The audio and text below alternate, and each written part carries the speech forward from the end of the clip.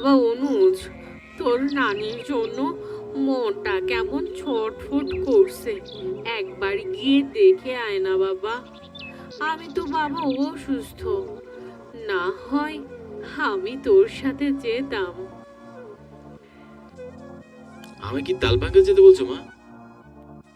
পরীক্ষা তো শেষ, আজ না হয় একটু যা, তোর নানিকে দেখে আয়, কাল না হয় চলে আসবি। ঠিক আছে মা।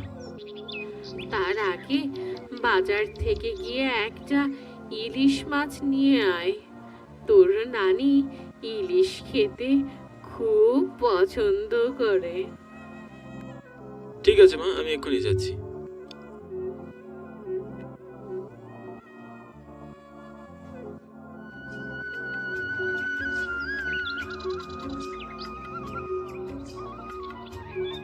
আজ যা গরম পড়েছে, এই রোদের মধ্যে নানা বাড়ি যেতে ইচ্ছাও করছে না।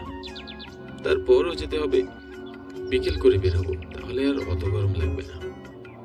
আমার নাম অনুজ সেন, হরিপুর গ্রামে থাকি। সবে ইন্টারমিডিয়েট পরীক্ষা দিয়েছি। বাবা ব্যবসার কাজে শহরে গিয়েছে, আর তাই বাড়ির বাজার সদাই সব আমারই করতে হয়।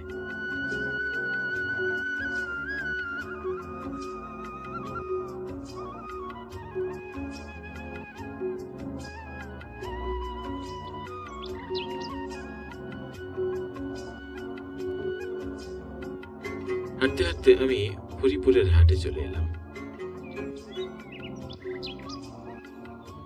মাছের বাজারে খুব একটা ভিড় নেই। ইলিশ মাছ খুঁজতে খুঁজতে একটা দোকানের সামনে এলাম।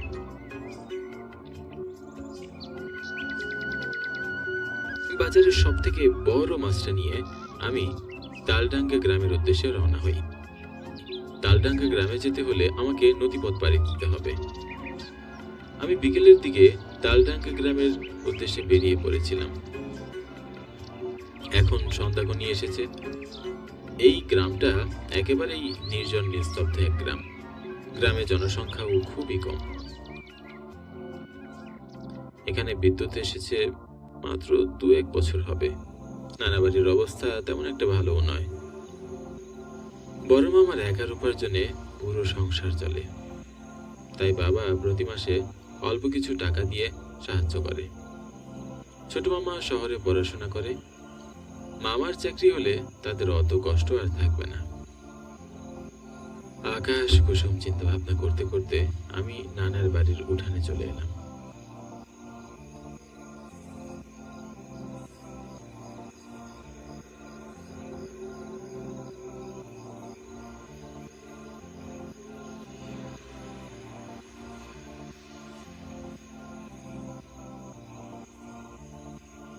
খাবার বেশি খেয়ে দেখছি পেটে অসুখ দেখা দিল। গ্রামের বাড়িতে বেশ তাড়াতাড়ি ঘুমানো হয়। রাত 8টার মধ্যে খাওয়া দাওয়া শেষ করে আমি শুয়ে পড়ি। কিন্তু রাত আনুমানিক 12টার দিকে আমার ঘুম ভেঙে যায়। প্রচন্ড বাথরুমের চাপ পেয়েছে, কিন্তু নানার বাড়ির শৌচাগার বাড়ি থেকে বেশ দূরে, আর তাই আমি নানু বাড়িতে মোটেও আসতে চাই না। পুরো বাড়ির সবাই গভীর ঘুমে আচ্ছন্ন। আমি ধীরে ধীরে বাড়ির দরজা খুলে বাইরে এলাম।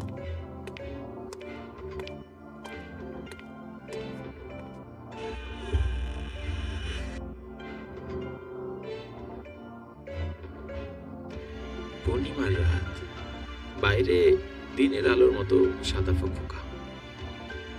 পথ চলতে অসুবিধা না হলেও রাতের এই নির্জনতা আমাকে বেশ ভয় পাইয়ে দিচ্ছে। মনে হচ্ছে আমি যেন এক নির্জন রাজ্যে প্রবেশ করে ফেলেছি। এই রাজ্যে সবাই গভীর ঘুমে তলিয়ে আছে, কেউ জেগে নেই।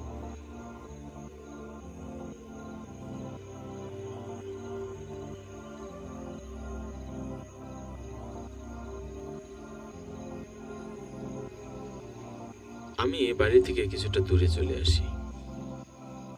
অনেকদিন পরে আসায় নানার বাড়ির শৌচাগারে যাওয়ার পথটাও বেমালুম ভুলে গেছি। কি করব বুঝে উঠতে পারছি না।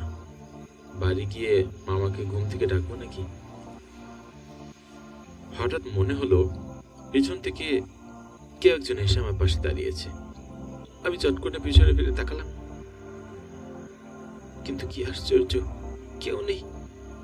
আমি তো স্পষ্ট অনুভব করলাম কেউ আছে।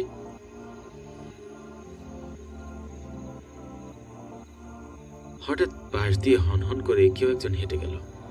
তার হাতে ঘড়ি রয়েছে। সে হয়তো আমার মতো শৌচাগার খুঁজছে। আমি চমকে সেই হেঁটে যাওয়া লোকটাকে ডাক দিলাম। লোকটা চাদর গায়ে, চাদর দিয়ে মুখ ঢেকে আছে, শুধু চোখগুলোই দেখা যাচ্ছে তার। কাকা, একটু সাহায্য করবেন?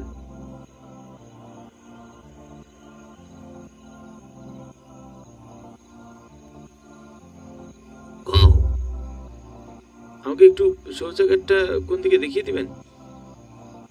আমার সাথে আসো, আমি ওদিকেই যাচ্ছি। আমি লোকটার পিছনে পিছনে যেতে থাকি।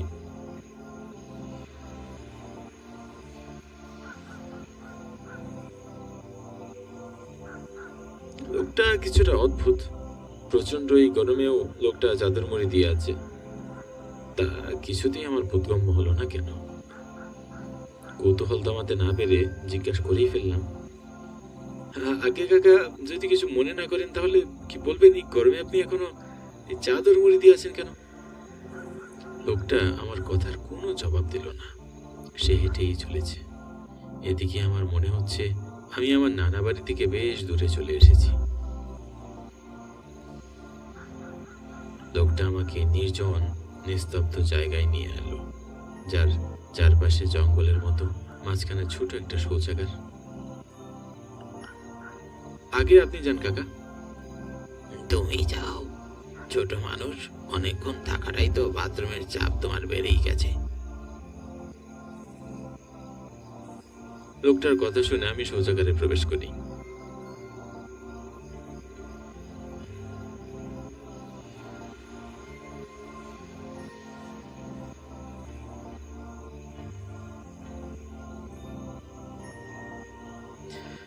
বেশ কিছুক্ষণ পর বাইরে আসি, কিন্তু বাইরে এসে আমি আর কাউকেই দেখতে পাই না। কি আশ্চর্য, লোকটা চলে গেল। সম্ভবত লোকটা শৌচাগারে যাওয়ার উদ্দেশ্যে বের হয়েছিল। লোকটার হাতে ঘটিও ছিল। তাহলে সে শৌচাগারে না গিয়ে কোথায় চলে গেল? আগেই লোকটাকে যেতে দেওয়া উচিত ছিল। ভুল হয়েছে। বলতে হয়েছে, মারাত্মক ভুল। কণ্ঠটা শুনে আমি শিউরে উঠি। আমার পিছন থেকে কেউ একজন খুব রাগী কণ্ঠে এই কথাটি বলে ওঠে। হঠাৎ পেছন থেকে ঠান্ডা হাতের স্পর্শ আমাকে স্পর্শ করে, সাথে সাথে হাত ছড়িয়ে ফেলে। আমি পিছনে ফিরে তাকাতেই হতবাক হয়ে যাই। এবারও পিছনে কেউ নেই, কিন্তু আমি স্পষ্ট কণ্ঠ শুনেছি। আমার কাঁধে একটা ঠান্ডা হাতের স্পর্শ অনুভব করেছি, কিন্তু পিছনে পিছনে তাকাতেই কাউকেই দেখলাম না। কি করে সম্ভব? মুহূর্তেই একরাশ ভয় আমাকে ঘিরে ধরে। কেউ নেই, অথচ তার উপস্থিতি আমি টের পাচ্ছি। ভয়ে আমার শরীরের সব লোক দাঁড়িয়ে যায়। এক দৌড়ে বাড়ি ফিরে যেতে ইচ্ছা করছে। আশেপাশে কেউ নেই, তাহলে আমি কার কথা শুনলাম? হঠাৎ আমাকে আরো ভয় ঘিরে ধরলো। আমার সামনে একটা লোক দৃশ্যমান হলো। লোকটা সেই চাদর মুড়ি দেওয়া লোক, যে লোকটা আমাকে শৌচাগারের রাস্তা দেখিয়ে দিয়েছে। হঠাৎ করে লোকটা কি করে ঠিক সামনে এসে দাঁড়ালো? এতক্ষণ তো তাকে দেখলাম না। লোকটা তার বড় বড় চোখে হিংস্র ভাব ফুটিয়ে আমার দিকে তাকালো। হ্যাঁ, আপনি কোথায় চলে গিয়েছিলেন? আর আপনি গরমের চাদর কেন? চাদর গায়ে দিয়েছি যেন তুই আমার দেখা বসে ভয় না পাস। ভয় ভয় লেগে আমার লগে ডালডাঙ্কা শৌচাগারে আইতে চাইতি। কি বলছেন কাকা? ভয় পাবো কেন? ভয় পাবি না? আমার দেখা তোর ভয় লাগবো না? তাহলে দেখ। এই বলে লোকটি তার বুক থেকে চাদর সরিয়ে ফেলে। ভয়ে আমি শিউরে উঠি। কি ভয়ানক, কি বিভৎস দেখতে এই লোকটি। গলা কাটা, গলা থেকে টপ টপ করে রক্ত পড়ছে। চোখগুলো মুহূর্তে আগুনের জ্বলন্ত শিখার মতো জ্বলছে। আমি প্রচন্ড ভয়ে আটকে উঠি। ভয় আমার হাত থেকে ঘটির নিচে পড়ে যায়। আমাকে জেনে দিন, আমি খুবই ভয় পাচ্ছি কাকা। কইছিলাম না আমারে দেখলে তো ডর লাগবো। ডরের তো এখনো কিছুই ধাস নাই। অনেক কষ্ট পাইয়া মরছি, কিন্তু আমার থেকেও বেশি কষ্ট দিয়ে আমি তোরে মারবো। আমি কি করে ক্ষতি করেছি? আমাকে কেন মারবেন কাকা? আমি কি কারো ক্ষতি করছিলাম? আমারে মারলো কেন? গলা কাটা মুরগির মতো আমি ছটফট করছিলাম, কিন্তু এই গ্রামের কে আমার বাঁচাইতে হয় নাই। আমি কিছু চাই না, আমাকে যেতে দিন। যাইতে দিলে এত কাহিনী কেন করলাম ক? অশরীরটার বিভৎস হাসির শব্দ আমার বুকে হাতুড়ি পিটানোর মতো লাগছিল। আমি এই দৃশ্য আর বেশিক্ষণ দেখতে পারবো না। মাথা ঘুরছে আমার। আমি বুঝি এখনই জ্ঞান হারিয়ে পড়ে যাবো। তুই ছোট মানুষ, তোর এত কষ্ট দিয়ে মারবো না। গলা কাটলে খুবই যন্ত্রণা লাগে। আমি তোরে গলা চাইবা মারবো, তারপর তোর শরীরে সব রক্ত চুইসা তোর এই পরিত্যক্ত শৌচাগারে ফালাই রাখবো। অশরীরটির কথায় প্রচন্ড ভয় পেয়ে আমি টকটক করে কাঁপতে থাকি। ইচ্ছা করছে এক দৌড়ে বাড়ির ভিতরে গিয়ে দরজা বন্ধ করে দেই, কিন্তু দৌড় দেওয়ার মতো শক্তি আমার গায়ে ছিল না। হঠাৎ আমার মায়ের মুখটা ভেসে ওঠায়, আমি কিছুটা সাহস পাই। আমার মা আমাকে হারিয়ে অনেক অসহায় হয়ে পড়বে, আমি কিছুতেই তাকে ছেড়ে চলে যেতে পারি না। মায়ের কথায় আমার শরীরটা কিছুটা শক্তি সঞ্চিত হলো। আমি এক দৌড়ে ছুটে পালাম। পিছনে খুবই ভয়ঙ্কর ভয়ঙ্কর হুঙ্কার ভেসে আসছে, কিন্তু আমি কিছুতেই পিছনে ফিরে তাকাই না। পিছনে ফিরলে ভয়ে আমার হাত পা অবশ হয়ে যাবে, আমি আর দৌড়াতে পারবো না। আমি এখন দৌড়াতে দৌড়াতে আমার নানা বাড়ির উঠানে এসে একটা চিৎকার দিয়ে মাটিতে লুটিয়ে পড়লাম। বাঁচাও!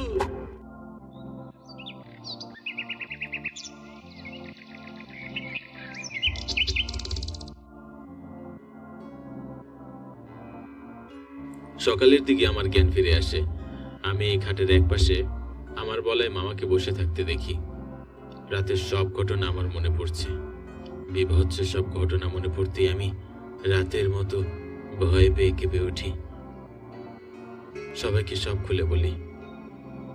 সব শুনে বালাই মামা আমাকে যা বলে তা শুনে আমি রীতিমতো অবাক হয়ে যাই।